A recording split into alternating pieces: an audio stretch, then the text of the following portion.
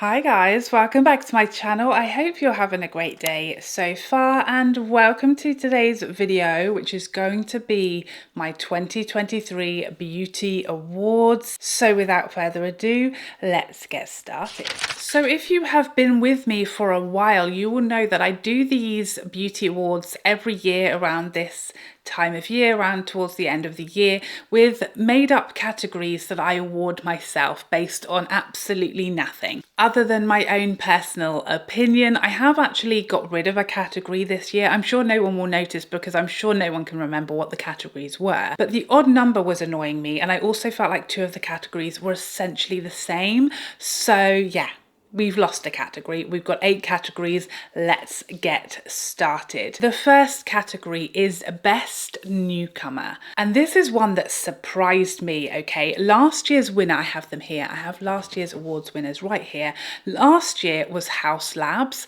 And let me tell you, they really smashed it out of the park this year. They've kept going. They've been thriving. Let's hope that this year's winner can follow Haus Labs' lead, having won this award in a previous year. But this year's winner of Best Newcomer for 2023 is Prada Beauty.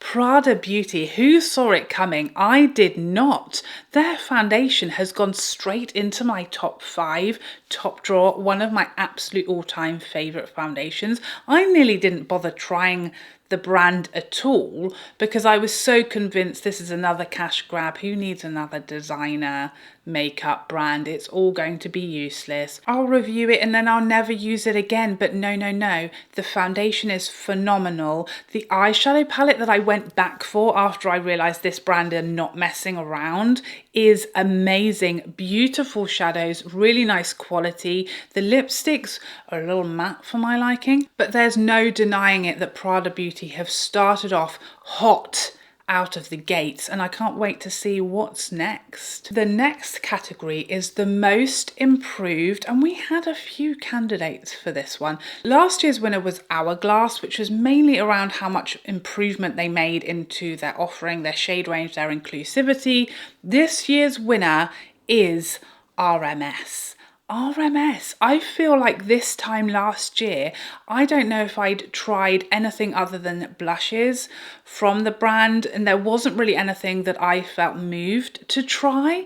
This year, I've obviously bought more of their blushes and they became some of my holy grail shades. The blush formula undoubtedly is for me like their absolute star product, but this year they gave us even more. Their highlighter is in my top drawer, one of my absolute favorite highlighters of all time. Their serum lipsticks really shocked me as to how good they are. I love how inclusive they are with regards to age ranges. A lot of their advertising by their amazing founder. I think they are the most age inclusive brand that there is. Charlotte Tilbury does a very good job at that as well, but I think that all of their products, they always are ensuring that they work beautifully for mature skin. I just think they are really increasing and improving their offering this year, and I think next year it will be even more so. And they've gone from being quite a sort of niche, underground, not everybody knows about them brand to suddenly they are coming for everybody. Okay,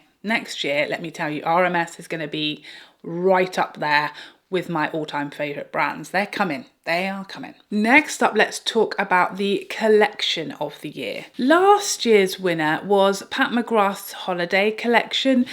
Not even in the running this year because I had to cancel my orders because I'd been waiting for weeks and they hadn't even shipped them yet. So yeah, I also feel like this year's holiday collection was a little lackluster, a little too samey for previous years. There just wasn't anything. There was a lot of existing products and shades within the offering, so it just didn't really excite me. But the lack of it appearing at my door within a reasonable time frame really just cancelled it altogether out of the running. So this year I have given it to Hourglass's holiday collection. This is always a highlight for me. I know not everybody gets it when it comes to these palettes, but I get it. I absolutely love these palettes. I feel like each year they are improving with regards to to who can use these palettes and how inclusive they are. I would love to see 4 palettes next year. I would love that. I'd absolutely love it. I'd also like to see more new shades, so those of us who buy them every year could have something that is, we don't have any of it. That's what I'd love to see them work on. I feel like it's coming. They're going to surprise us. They had more new shades, I feel like, this year, particularly in Snake. I think there's only 1 repeat shade in Snake, am I right? That's great. That's what we want in all of the palettes, and give us a 4th. We can go even deeper. I think when I look at all of the collections that released this year, that was the one that just really stood out to me as being exciting, as being something I've really got a lot of joy out of and really loved. And it went very smoothly, at least for me. They turned up very quickly the next day. So yeah, I love that you could customize the palettes. As far as an overall collection, I loved it. The next category is one to watch in 2024. Last year's winner, and I was right about this, Haus Labs. I was right about it. They brought out my Holy Grail concealer this year, along with a lot of other products. Again, they continue. I said they were one to watch, best newcomer, and they had a phenomenal 2023. They're going from strength to strength, in my opinion, my humble opinion. But look, I'm in charge here. And the one to watch may surprise you for this year, but the one to watch for me for 2024, it's Lisa Eldridge. I know this seems like a strange one because she's not a brand new brand. Lisa Eldridge's brand has been around for several years now, but I know there's so much coming from Lisa Eldridge in 2024. We know, so sadly, devastatingly for Lisa, but very sadly for us, she missed out on releasing a holiday collection. She had a whole holiday collection, but she just was not happy with it. So she's had to push it back. So that means we'll be getting whatever that was in 2024, as well as all of the amazing, exciting launches that we can expect to see from Lisa Eldridge in 2024. I know she's going to be entering several categories that the brand hasn't entered yet. I know more is coming. I know there's going to be a huge lip release because we didn't have one this winter. So yeah, I know more is coming. I know a lot is coming. I know exciting new products, innovative products are coming. I'm very excited to see what Lisa Eldridge does in 2024. They are just always, everything that she does is amazing. I'm very excited for it. I know it's going to be their biggest year yet. That's what I'm saying. That's what I predict. And I am never wrong, at least. That's what my husband has come to accept. The next category is collaboration of the year. And this one had a real standout winner for me. Usually it's very hard.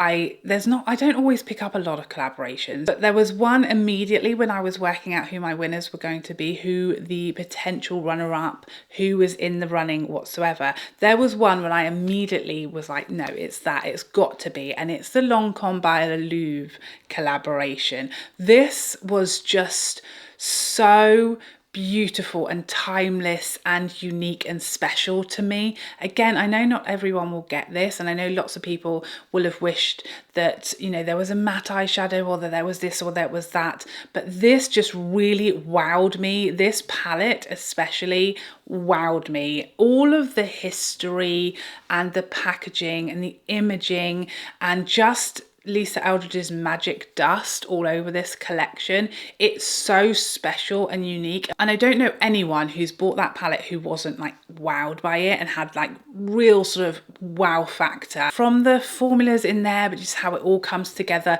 It's hard in 2023 to make a product that stands out, that is unique, that feels special and like something you don't already have times 46, but that did it for me. It was just so special, luxurious.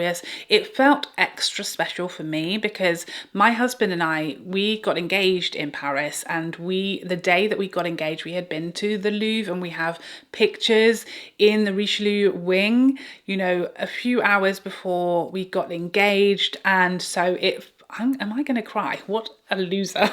What is wrong with me? I'm a week out for my period. I'm gonna use that excuse. So that palette and just the memories it evokes and that incredibly special place and the incredible feeling products, it just really is special. I almost don't want to use that palette because it's obviously limited edition and I would hate to use it up or hit pan or just ruin all of the glorious embossing, but I love it so much. I think it's so special. I love everything about the story, the history, and if the Louvre is somewhere that is special to you and magical, that you've been and you really connect with it, it's just going to take it over the top. It touched my heart. I love it so much. It feels very special.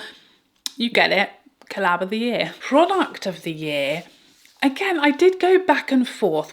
Who won last year? I can't even remember who my own winners were from last year. So last year's winner, I get it. It was Mothership 10 or Mothership X or Moonlit Seduction, the palette of many names. It's still my holy grail eyeshadow palette. Absolutely a worthy winner from last year. This year's winner, I did go, oh, could it be that? Oh, could it be this? Oh, could it be that? But when my mind landed on this product, I was like, no, it's that. And again, you're going to be surprised. I know it. But it's the Hourglass Skin Tint.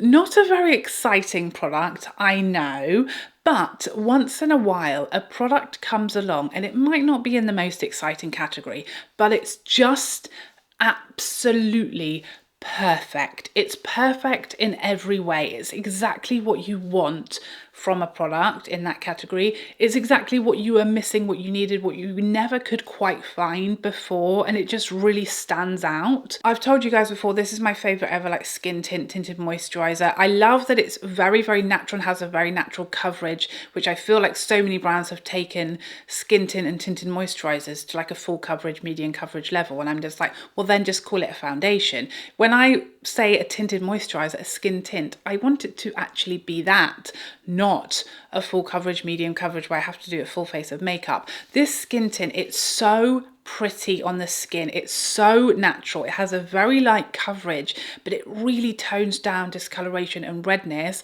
while still fully being able to see all of your skin texture. And yes, it's perfected and glowing and gorgeous and healthy and juicy, but you can see actual skin and blemishes and beauty marks, and you look like a human natural person who's barely wearing any makeup. It's so flattering, it wears beautifully, and it's got the most gorgeous finish that is so, I just had a facial, but I'm not wearing makeup. I just love it. It's so beautiful. I love that the packaging is so travel friendly and user friendly, and you can get, you know, as much or as little out as you like, and you can squeeze every last drop out because it's that lovely travel friendly tube, but it somehow is quite chic at the same time.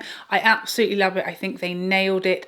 It's perfect. For me, what I look for and what I want from a skin tint, that product does it all. It's absolutely glorious. I love it. For me, that was the product of the year. I'm sorry it wasn't more exciting. Next up, a controversial category, because obviously, by all admissions, this is a category that is very subjective and it's most underrated. Last year, I gave this award to MAC because I feel like they're so forgotten and they still have excellent products. And you could still say that. I don't feel like anything's really changed in the last year, but this year there is a brand that absolutely, for me, stands out as being so underrated. You know, if I review their products here on my channel, the views are really low because so many people just aren't interested in the brand, don't know about the brand, or it's not available to them. And this year's winner is Suku. It's ridiculous. This is such a great brand. Their eyeshadows, their cheek products, their lip products, they have banging products. The only product I've ever tried from them that I didn't love was their foundation, which was really disappointing for me because I really wanted to love it. I know the reason why this brand is underrated. It's because it's hard to get. It's not a brand that's easily accessible to the majority of countries. We have it very easily here. You can get it from Selfridges, but in the US, I don't believe it's available anywhere in the US. You have to ship it from like somewhere like Selfridges and pay a lot of money to do that. And that's why I feel like people just forget about them or don't know about them. They have amazing products, so underrated. Like I said, if I do a Suku video versus if I was to do an Hourglass, Lisa Eldridge, a Laura Mercier, a Pat McGrath, and Natasha Denona, Charlotte Tilbury video, the views will literally be like a quarter. There's just nowhere near the interest in that brand that I feel they should be getting. They are amazing. They have amazing products and formulas. They also have quite a lot of different unique formulas. I feel like, don't tell anyone, but I feel like Suku is what Chantecaille tries to do, but they smash it. Like, it's glorious products, really nice packaging, really sophisticated finishes and formulas, but they really work and they're really worth the price point. And I've never been disappointed by anything. Everything is very pretty. They have some very unique color stories as well, and I just think more people need to know about them. And I really hope that they will get more international stockists, that they will start having a US stockist. I don't know why they don't make themselves more easily available. Maybe they want to stay underground. I don't know. Maybe that's an intentional marketing ploy, but they're so underrated, so like underground and not known about in the sort of wider beauty community. I would love to see them make their voice known in 2024. I'd love to see more from them. I'd love to see them getting more attention because they deserve it. An amazing brand. And finally, the final big category of these awards, it's brand of the year. This was a tough one for me.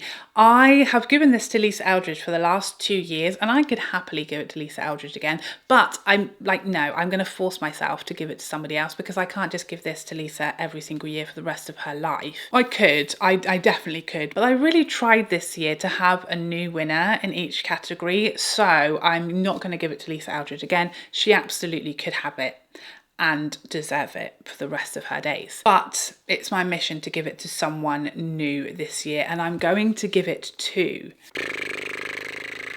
RMS. Is that surprising? I don't know. I'm kind of surprised to be saying it myself.